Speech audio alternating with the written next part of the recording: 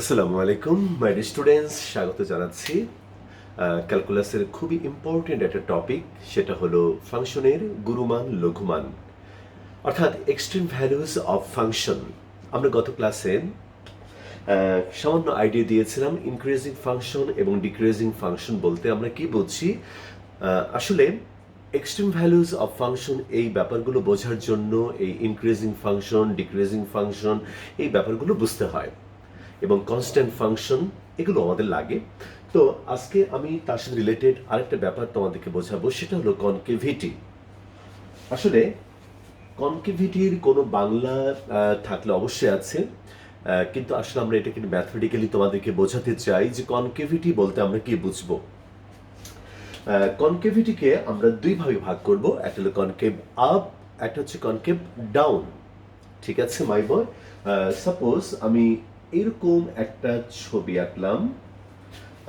গত ক্লাসে আমি তোমাদের দেখিয়েছিলাম যে যদি একটা ইন্টারভ্যালে এমন হয় যে স্বাধীন চলক এক্স এর মান বৃদ্ধির সাথে সাথে অধীন চলক ওয়াই এর মানও বৃদ্ধি পাবে, তাহলে সেই ফাংশনকে আমরা বলেছিলাম ইনক্রিজিং ফাংশন। এবং এটার আরো একটা ব্যাখ্যা আমি দিয়েছিলাম যে যদি একটা ইন্টারভেলের প্রত্যেকটা বিন্দুতে অঙ্কিত স্পর্শক এক্স অক্ষের ধনাত্মক দিকের সাথে সূক্ষ্ম কোণ উৎপন্ন করে, অর্থাৎ যদি সেই স্পর্শকগুলোর ঢাল ধনাত্মক হয়, তাহলে সেই ইন্টারভেলে ওই ফাংশনটাকে ক্রমবর্ধমান বা ইনক্রিজিং ফাংশন বলা হয়। যেমন এখানে তুমি দেখো, আমরা যদি এখানে প্রত্যেকটা বিন্দুতে যদি আমরা একটা স্পর্শক অঙ্কন করি, তাহলে সেই স্পর্শকগুলো এক্স অক্ষের ধনাত্মক দিকের সাথে অবশ্যই সূক্ষ্ম কোণ উৎপন্ন করবে। তাহলে এই স্পর্শকগুলোর ঢাল অবশ্যই ধনাত্মক হবে। এবং এখানে তুমি একটা জিনিস খেয়াল করে দেখো মাই বয়, যে এখানে যদি তোমার ঢাল হয়, মনে করো ঢাল আমি ধরলাম m ইজিক্যাল টু 1, তাহলে এই ঢালের মানটা আমি গত ক্লাসে দেখিয়েছিলাম, আমি আজকে আবার একটু দেখাই তোমাকে। এখান দিয়ে আমরা একটু ছবি এঁকে দেখাই যে মনে করো এই কোণটা যত, এই কোণটা তার চেয়েও কিন্তু ছোট হয়ে যাবে, মানে কোণটা আরো সূক্ষ্ম কোণ হয়ে যাবে, অ্যাকিউট অ্যাঙ্গেল হয়ে যাবে। তাহলে আমরা সবাই জানি 0 থেকে 90 ডিগ্রির মধ্যে কোণের মান যত কমতে থাকে, ট্যানজেন্টের মান কিন্তু তত কমতে থাকে। তাহলে এখানে কোণ যদি কমতে থাকে, তাহলে এই স্পর্শকগুলোর ঢাল কিন্তু ক্রমান্বয়ে কমতে থাকবে, কমতে কমতে কমতে কমতে, এবং এইখানে একটা বিন্দুতে গিয়ে কি হয়ে যাবে, ঢালটা জিরো হয়ে যাবে। তাহলে এখান থেকে তোমার কমতে কমতে জিরো হয়ে গেল। আচ্ছা, তাহলে তুমি একটা জিনিস আমাকে বলো যে যেহেতু প্রত্যেকটা বিন্দুতে অঙ্কিত স্পর্শকের ঢাল এবং এই পরিবর্তনের হারটা কমে যাচ্ছে, তাহলে নেগেটিভ হচ্ছে, তাহলে তুমি জানো যে কোনো বিন্দুতে অঙ্কিত স্পর্শকের ঢালকে আমরা প্রকাশ করি ডিওয়াই ডিএক্স দিয়ে।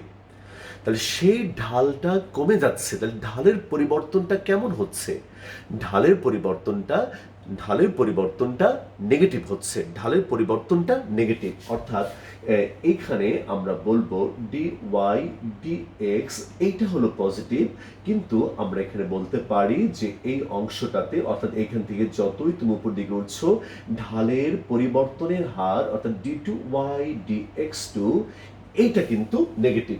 অর্থাৎ ঢাল হলো তোমার পজিটিভ, কিন্তু ঢালের পরিবর্তনের হারটা কিন্তু নেগেটিভ। এরকম করে তুমি যদি এরপরে তুমি কোন একটা বিন্দু নাও, এইখানে অঙ্কিত স্পর্শক সে কিন্তু এক্স অক্ষের ধনাত্মক দিকের সাথে স্থূলকোণ উৎপন্ন করলো। তাহলে স্থূলকোণ উৎপন্ন করলো, তাহলে এই স্পর্শকের ঢাল কি হয়ে গেল, ঋণাত্মক হলো। তাহলে এখান থেকে আস্তে আস্তে ঢালের পরিবর্তন দেখো, ঢালের মানগুলো কমতে কমতে কমতে জিরো হয়ে গেল, জিরোর পরে নেগেটিভ হলো, অর্থাৎ এখানেও কমে গেল। এরকম কমতে কমতে মনে করো কোনো একটা সময় এসে সেই ঢালের পরিমাণ, আস্তে আস্তে মনে করো সেই কোনো একটা বিন্দুতে অঙ্কিত স্পর্শক, মনে করো এইখানে আমি নিলাম, এইখানে অঙ্কিত স্পর্শক, এই দেখো মাই বয়, এক্স অক্ষের ধনাত্মক দিকের সাথে এইবার কিন্তু সূক্ষ্মকোণ উৎপন্ন করেছে। তাহলে দেখো এরকম করে আমি আবার একটু প্রথম থেকে বলি। এখানে মনে করো ঢালের মান 1, এখানে মনে করো 0, এখানে মনে করো অন্য কিছু নেগেটিভ, এরকম করে কমতে কমতে মনে করো এইখানে হলো তোমার m এর ভ্যালু -1। এরপরে মনে করো এইখানে এসে একদম এই যে এরকম করে কমতে কমতে, মানে তুমি একটা জিনিস খেয়াল করো মাই বয়, তাহলে m এর ভ্যালু 0, তারপরে -1, তারপরে মনে করো এখান থেকে ঢালের ভ্যালুটা আস্তে আস্তে মনে করো বাড়তে বাড়তে 0 থেকে -1, তারপরে এরকম করে বাড়তে বাড়তে বাড়তে বাড়তে এইখানে এসে আবার হয়ে যাবে 0। এইখানে যেমন 0 হয়েছিল এখানেও তোমার 0 হলো। 0-র পরে আবার তারপরে কোন একটা বিন্দুতে যদি তুমি কোন একটা বিন্দুতে স্পর্শক অঙ্কন করো, তাহলে এই স্পর্শকটা এক্স অক্ষের ধনাত্মক দিকের সাথে সূক্ষ্মকোণ উৎপন্ন করবে, অর্থাৎ তখন আবার তার ঢালের মানটা বৃদ্ধি পেতে থাকবে। মাই বয়, এখানে একটা জিনিস তুমি খেয়াল করো যে এখানে মনে করো ঢালের মান, এই প্রত্যেকটা বিন্দুতে ঢালের মান কিন্তু নেগেটিভ, কিন্তু নেগেটিভের মধ্যেও একটা কথা আছে। যেমন মনে করো 0 থেকে -1 এই মানগুলো একটা সময় তুমি দেখবে যে স্পর্শকগুলো তুমি যদি আঁকো যে নেগেটিভ হবে, কিন্তু যেমন মনে করো -1, -2, এদের মধ্যে কোনটা বড় কোনটা ছোট? -1 হলো একটু বড়, -2 হলো ছোট। তাহলে এইভাবে নেগেটিভই থাকবে, অর্থাৎ এই পরে থেকে m = 0 পরে থেকে অঙ্কিত স্পর্শকের ঢালগুলো নেগেটিভ থাকবে, কিন্তু ক্রমান্বয়ে তাদের মান বাড়তে থাকবে, বাড়তে বাড়তে বাড়তে বাড়তে আবার এখানে এসে 0 হবে। 0-র পরে আবার মানটা বাড়তে থাকবে। মাই ডিয়ার স্টুডেন্টস, আমি কি জিনিসটা বোঝাতে পারলাম? এখানে তোমার কয়েকটা অংশ কল্পনা করতে হবে। একটা হচ্ছে তোমার এখানে তোমার পজিটিভ থেকে আস্তে আস্তে কমতে কমতে 0 হয়ে গেল, তাহলে পজিটিভ থেকে কমতে কমতে 0 হলো। খেয়াল করো ধনাত্মক থেকে কমতে কমতে, যেমন মনে করো 1, 0.9, 0.8, 0.7, 0.6, 0.5, 0.4, এরকম কমতে কমতে এখানে 0 হলো। এরপরে 0 থেকে আবার নেগেটিভ হয়ে গেল। নেগেটিভ মনে করো এরকম মনে করো -1, তারপরে মনে করো -2, বা এরকম হতে পারে -2, -1, 0, এরকম হতে পারে। অর্থাৎ প্রথমে হলো মনে করো -3, আমি এরকম করে বলি, মনে করো -3, তারপর -2, এখানে -1, তারপরে এরকম করে কমতে কমতে কমতে, সরি মাই বয়, এরকম করে বাড়তে বাড়তে, কারণ এখানে কিন্তু -3, -2, -1 এটা কিন্তু বেড়ে যাচ্ছে। আমি একটু যদি অস্পষ্ট করে বলে থাকি, আমি আরো স্পষ্ট করে বলছি। এখানে তোমার m এর ভ্যালু 0 হলো, এটা মনে করো m এর ভ্যালু ধনাত্মক থেকে কমতে কমতে এইখানে 0 হলো। তারপর এখানে মনে করো -3, তারপরে এখানে মনে করো -2, তারপরে -1, তারপরে মনে করো এরকম করে -0.9, -0.8, -0.7, -0.6, -0.5, -0.4, এরকম করে মনে করো এখানে 0 হলো। তাহলে এখানে কি হচ্ছে? m এর ভ্যালুগুলো বৃদ্ধি পাচ্ছে, বৃদ্ধি পেতে পেতে আবার দেখো ধনাত্মক দিকে বৃদ্ধি পেতে শুরু করলো। তাহলে মাই বয়, এখন এখানে আমি তাহলে বলতে চাই যে এই যে মনে করো ঢালের মান যেখান থেকে কমতে কমতে কমতে কমতে কমতে কমতে কমতে কমতে, অর্থাৎ যতটুকু অংশে ঢালের মান কমতে থাকবে, ঢালের মান কমে যাওয়া মানে হলো কনকেভ ডাউন। আমরা বলি না যে ও ডাউন খেয়েছে বা ডাউনে গেছে, এটা হলো যে ঢালের মান যখন কমবে, একটা ফাংশনের গ্রাফের উপর যতটুকু অংশে অঙ্কিত স্পর্শকের ঢালের মান কমতে থাকবে, সেই অংশটাকে আমরা বলবো কনকেভ ডাউন। এইটুকু অংশ হলো কনকেভ ডাউন, এটা হচ্ছে কনকেভ ডাউন। খেয়াল করো মাই বোর্ড ডাউন খাচ্ছে, তাহলে এইটুকু হচ্ছে কনকেভ ডাউন। যতটুকু অংশের মধ্যে অঙ্কিত স্পর্শকের ঢালের মান কমতে থাকবে, সেই ইন্টারভেলকে আমরা বলবো কনকেভ ডাউন। আবার যেখান থেকে ঢালের মান বৃদ্ধি পেতে শুরু করবে, মনে করো সাপোজ এই ফাংশনের গ্রাফে আমরা ধরে নিচ্ছি যে এইখান থেকে মনে করো ঢালের মানটা বৃদ্ধি পেতে শুরু করেছে, মনে করো -3, -2, এখান থেকে বৃদ্ধি পেতে শুরু করলো। তাহলে এইখান থেকে যতটুকু সে বৃদ্ধি পাবে সেটুকু আমরা বলবো কনকেভ আপ, অর্থাৎ এটা উপর দিকে যাচ্ছে। এখন ঢালের মানটা উপর দিকে যাচ্ছে, অর্থাৎ ঢালের পরিবর্তনের হারটা পজিটিভ। ঠিক আছে মাই বয়, অর্থাৎ ঢালের পরিবর্তনের হার হলো পজিটিভ।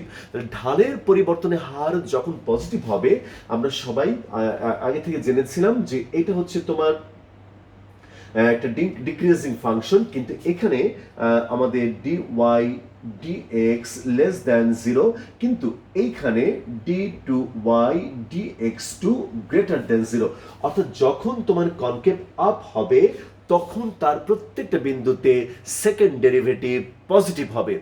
যখন কনকেভ ডাউন হবে তার প্রত্যেকটা বিন্দুতে সেকেন্ড ডেরিভেটিভ নেগেটিভ হবে। তাহলে মাই বয়, তাহলে কনকেভ আপ কনকেভ ডাউন কিভাবে আমরা বুঝবো সেটা আমি তোমাদেরকে কিছু প্রবলেম করে দেখাবো। তাহলে আজকে শুধু আমি একটা কথা বলতে চাই, একটা ফাংশনের গ্রাফের উপর কোন অংশটুকু কনকেভ ডাউন তা আমরা বুঝবো কি করে? যতটুকু অংশে অঙ্কিত স্পর্শকের ঢালের পরিবর্তনের হার নেগেটিভ, অর্থাৎ rate of change of slope of tangent, অর্থাৎ একটা বিন্দুতে বা একটা গ্রাফের যতটুকু অংশতে অঙ্কিত স্পর্শকের ঢালের পরিবর্তনের হার নেগেটিভ, সেই অংশটুকু হলো তোমার কনকেভ ডাউন। আর যতটুকু অংশে অঙ্কিত স্পর্শকের ঢালের পরিবর্তনের হার পজিটিভ, সেটাকে আমরা বলবো কনকেভ আপ। তাহলে এটা হচ্ছে কনকেভ আপ, এটা হচ্ছে তোমার কনকেভ ডাউন। এবং একটা বিন্দুতে ডাউন হতে হতে একটা বিন্দু থেকে আবার সে কি হতে শুরু করে, সে তার কনকেভিটি চেঞ্জ করে ফেলে। অর্থাৎ সে মনে করে ডাউন আসতে আসতে আবার কনকেভ আপের দিকে যায়। যেই বিন্দুতে কনকেভিটি চেঞ্জ করে কোন একটা ফাংশন, যেই বিন্দুতে কোন একটা ফাংশন কনকেভিটি চেঞ্জ করে, সেই বিন্দুকে বলা হয় পয়েন্ট অফ ইনফ্লেকশন। তাহলে এই যে মনে করো আমরা ধরে নিচ্ছি যে এই পয়েন্টে তার কনকেভিটি চেঞ্জ হয়, তাহলে এটাকে আমরা বলবো পয়েন্ট অফ ইনফ্লেকশন। ওকে মাই বয়, তাহলে এই বিষয়ের অঙ্ক আমরা তোমাদেরকে করে দেখাবো। আচ্ছা, তাহলে এখানে আমরা আরো একটু অন্যভাবে আমি একটু প্রথম থেকে বলি। তাহলে এই যে একটা গ্রাফ আমরা দেখালাম, এটা একটা ইনক্রিজিং ফাংশন। তাহলে ইনক্রিজিং ফাংশনের বেলায় আমরা দেখতে পাচ্ছি যে প্রত্যেকটা বিন্দুতে ঢালের মান পজিটিভ, কিন্তু ঢালের পরিবর্তনের হার নেগেটিভ। ঢালের পরিবর্তনের হার এদিকেও নেগেটিভ, এখানেও কিন্তু d2y dx2 নেগেটিভ।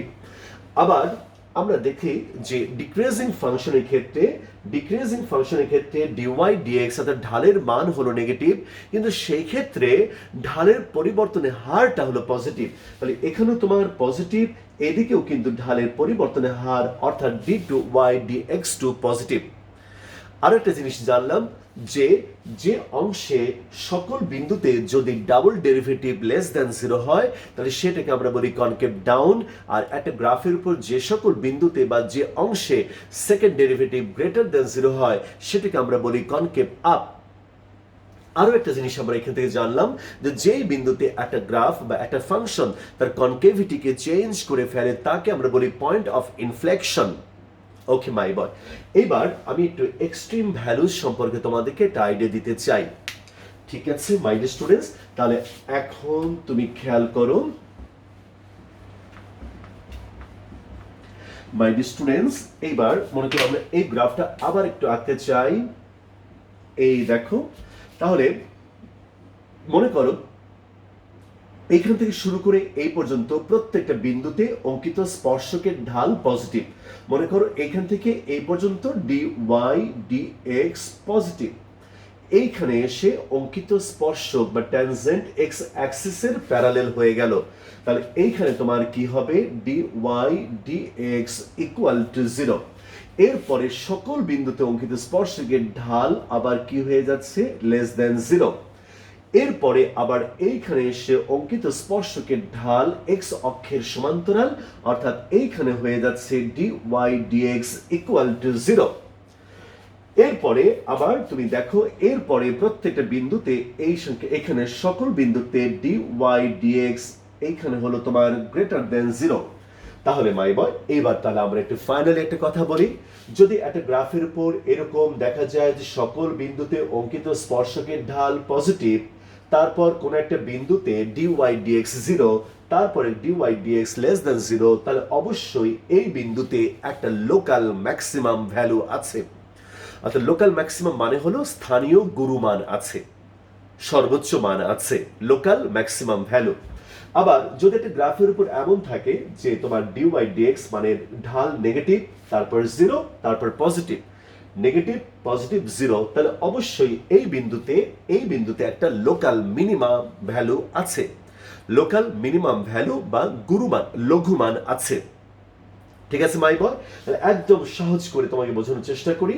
যদি একটা ফাংশনের ক্ষেত্রে এমন হয় যে একটা বিন্দুতে বা কতগুলো বিন্দুতে বা একটা ইন্টারভেলে du by dx greater than zero, তারপরে লেস দেন জিরো, কিন্তু মাঝখানে du by dx equal to zero, তাহলে অবশ্যই এই বিন্দুতে দেখো খেয়াল করে, বামে তোমার পজিটিভ, ডানে নেগেটিভ, তাহলে অবশ্যই এই বিন্দুতে একটা লোকাল ম্যাক্সিমাম ভ্যালু আছে। বামে নেগেটিভ, ডানে পজিটিভ এবং এখানে D Y by dx equal to zero, তাহলে এখানে অবশ্যই একটা লোকাল মিনিমাম ভ্যালু আছে। ঠিক আছে মাই বয়, তাহলে এখন এই বিন্দুগুলোকে একটা নাম আছে, এই বিন্দুগুলোকে বলা হয় সংকট বিন্দু বা ক্রিটিক্যাল পয়েন্টস। তাহলে এদেরকে বলা হয়, এটার নাম হলো critical critical points, critical points, এটাকে বলা হয় critical points. Okay my students, তাহলে এদেরকে বলা হয় ক্রিটিক্যাল পয়েন্টস বা পয়েন্টস অফ স্টেশনারি, বা বাংলায় বলা হয় সংকট বিন্দু। অর্থাৎ এখানে এসে ফাংশনটা সংকটে পড়ে যায়, সে ভাবে সে এখন কোন দিকে যাবে, তার কি পতন হবে নাকি উন্নতি হবে, সে এটা সংকটকাল অতিক্রম করে, তাই এটাকে বলা হয় সংকট বিন্দু। এখানে ফাংশনটা এক দণ্ড থামে, এর কিছুক্ষণ চুপচাপ অপেক্ষা করে সে এখন কোন দিকে যাবে, সেজন্য এটাকে বলা হয় সংকট বিন্দু। তাহলে মাই স্টুডেন্টস, তাহলে ব্যাপারটা কি দাঁড়ালো, যে এখানে আমরা ফাংশনের লঘুমান গুরুমান সম্পর্কে একটা আইডিয়া দিলাম। এখন আমি তোমাদেরকে নেক্সট সেশনে আমি তোমাদেরকে এই নিয়ম দিয়ে কিছু প্রবলেম করে দেখাবো। আরেকটা বিষয় আমি বলতে ভুলে গিয়েছি মাই স্টুডেন্টস, যে আমরা যখন কনকেভ ডাউন বলি, আমি এই কথাটা আরেকবার একটু তোমাকে বোঝাই। কনকেভ ডাউন এবং কনকেভ আপ এর ব্যাপারটা আরেকবার একটু বোঝাবো তোমাকে। এই দেখো মাই স্টুডেন্টস, মনে করো এই হলো একটা গ্রাফ, তাহলে কনকেভ ডাউন হলে তুমি যদি এই এই ফাংশনের উপরে তুমি কোনো বিন্দুতে স্পর্শক অঙ্কন করো, তাহলে যেই বিন্দুতেই স্পর্শক অঙ্কন করো না কেন, সবগুলো স্পর্শকের নিচে তোমার সেই গ্রাফটা থাকবে। দেখো এই দেখো, সবগুলো স্পর্শকের নিচে তোমার গ্রাফ, এই গ্রাফের অবস্থান হলো সব স্পর্শকের নিচে। আর কনকেভ আপ হলে দেখো কি ঘটনা ঘটে, আমি যেই বিন্দুতে স্পর্শক আঁকি না কেন, এই দেখো মাই বয়, সব স্পর্শকের উপরে তোমার সেই গ্রাফটা থাকে। তাহলে স্পর্শকের নিচে যদি থাকে গ্রাফ, তাহলে তাকে আমরা বলবো কনকেভ ডাউন, আর স্পর্শকের উপরে যদি থাকে তাহলে তাকে আমরা বলি মানে concave up.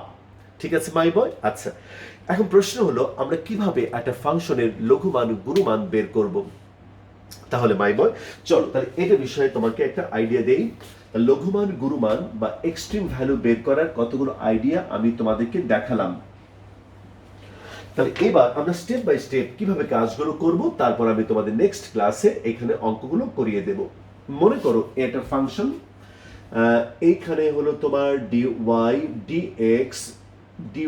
dx equal to 0, dy dx এটা তোমার গ্রেটার দেন 0, dy dx এইটা হলো তোমার লেস দেন 0, এইখানে আবার স্পর্শক dy dx ইকুয়াল টু 0, এইখানে হলো dy dx গ্রেটার দেন 0।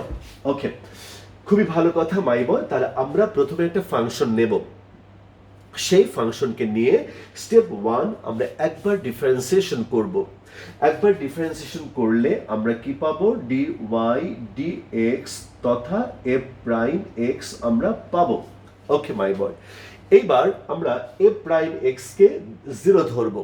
0 ধরলে f প্রাইম x কে 0 ধরলে অর্থাৎ dy dx ইকুয়াল টু 0 ধরে আমরা x এর কিছু ভ্যালু পাবো। তাহলে x এর যে ভ্যালুগুলো পাবো সেই ভ্যালুগুলোকে আমরা বলবো যে ওই ফাংশনের ক্রিটিক্যাল পয়েন্টস বা সংকট বিন্দু। খেয়াল করো মাই বয়, তাহলে এই বরাবর মনে করো আমি একটা x এর ভ্যালু পাবো, এইটা হলো তোমার x is equal to x1, এবং এই বরাবর মনে করো একটা ভ্যালু পাবো x is equal to x2, এইটা মনে করো তোমার x অ্যাক্সিস, এই যে মাই বয়, আর এইটা মনে করো y অ্যাক্সিস। ওকে, তাহলে আমরা ক্রিটিক্যাল পয়েন্টস পেলাম কি করে, একটা ফাংশনকে একবার ডিফারেন্সিয়েশন করে তাকে ইকুয়াল টু 0 ধরে, এই যে 0 ধরে আমরা ক্রিটিক্যাল পয়েন্টস পেলাম।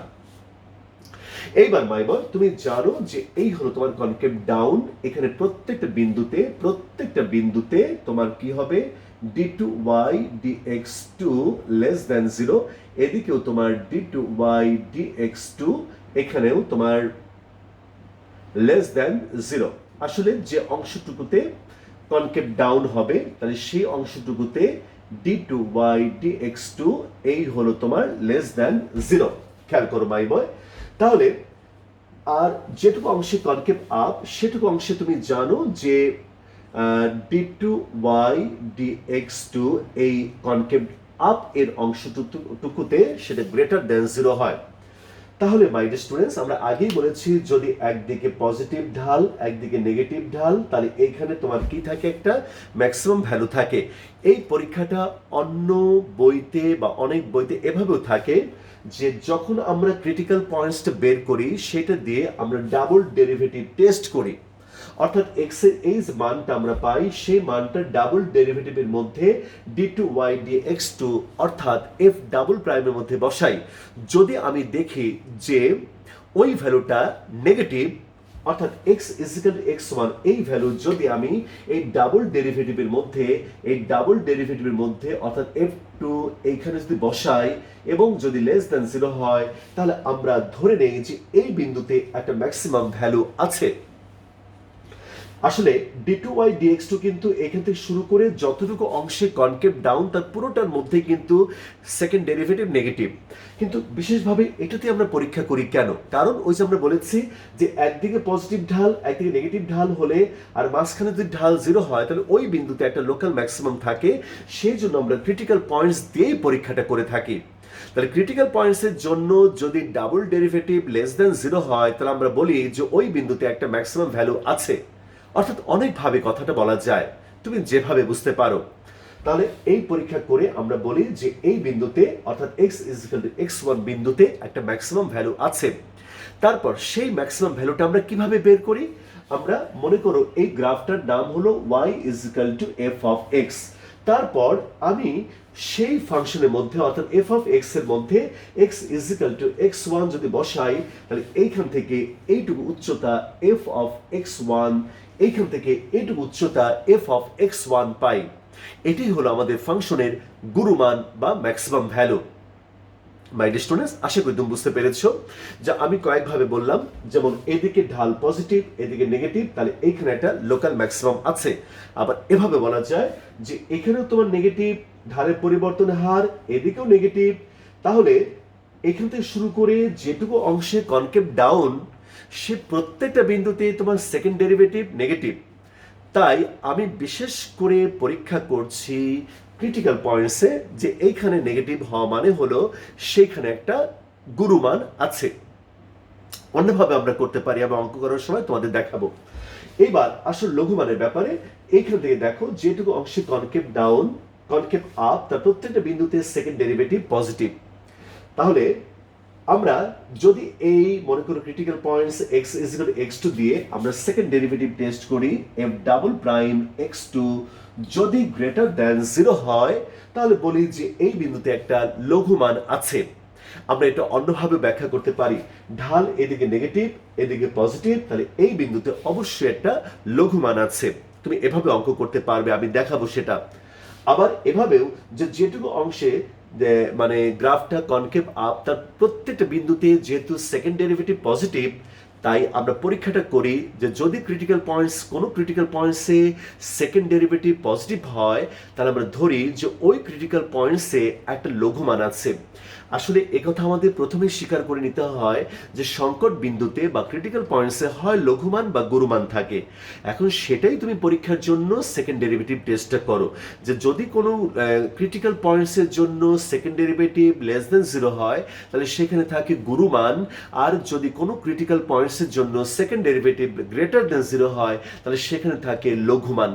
ঠিক আছে মাই বয়? তাহলে আমি অনেকভাবেই বললাম, তুমি একটু বারবার এই জিনিসটা শুনবে, তুমি দেখবে যে এটা বুঝতে পারো কিনা।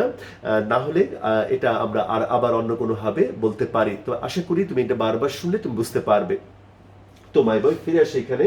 যখন তুমি দেখলে যে x ইজিক্যাল টু x2 এর জন্য সেকেন্ড ডেরিভেটিভ গ্রেটার দেন 0, তাহলে এখানে সিদ্ধান্ত নিলাম যে x ইজিক্যাল টু x2 বিন্দুতে একটি লঘুমান বিদ্যমান।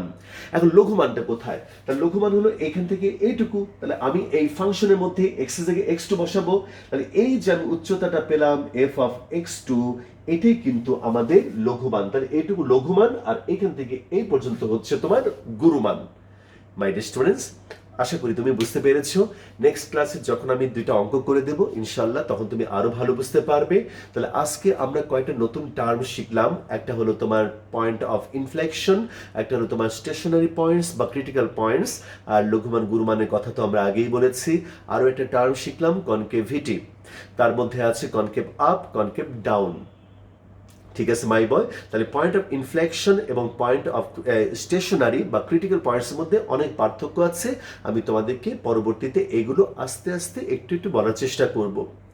তাহলে মাই বয়, আজকের মতো এখানে রাখছি। সবাইকে অনেক ধন্যবাদ। আসসালামু আলাইকুম।